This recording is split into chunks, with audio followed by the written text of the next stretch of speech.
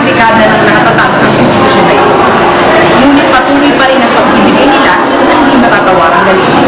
Ako po si Chichi Arguero at samahan niyo kong tuklasin ang sikreto ng isang icon.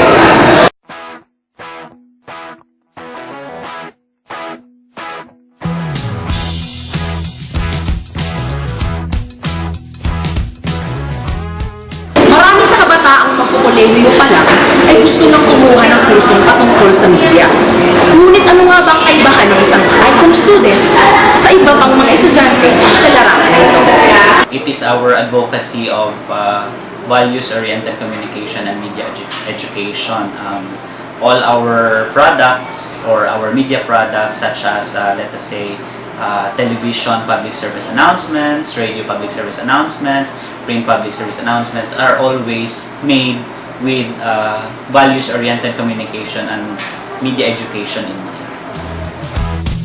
I might be wrong, but I might be right. Anyhow, I know I tried. I better leave. I better leave. Sa patuloy na pamamayagpag ng ICOM, paano nga ba nagsimula ang tinatawag nitong Tradition of Excellence? I would say that we started our tradition with excellence by just making sure that students would submit above par or industry standard products. And we also hire faculty members who are themselves media practitioners so that they can share with our students real life experiences. I like the taste when it fills my soul. I'll tell you something I've never told. Ano nga ba ang pakiramdam ng pagiging isang icon? At ano nga ba ang mga bagay na hindi nila nalilimutan na gawain icon?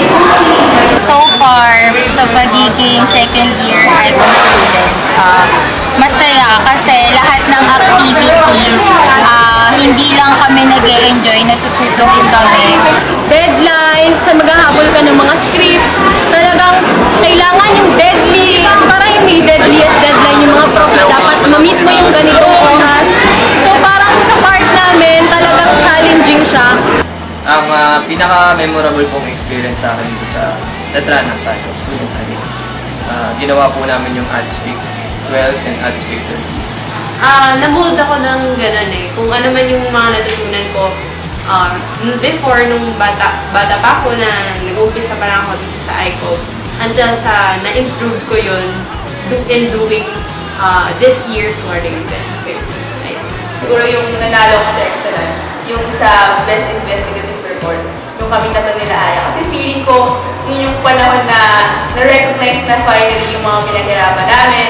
Saka sa Excellence kasi, di ba, yung mga pinaghirapan natin, hindi nasasaya, nakikilala tayo ng ibang tao, nakikilala yung mga ginagawa natin. Siguro yun yung pinaka-memorable kasi yung hard work natin yung pay off. I only expect one thing from Institute of Communication students, and that would be hard work and punctuality. Dito sa ICOM ang oras. Mahalaga para sa ICOM ang kalidad at aral ng gawa.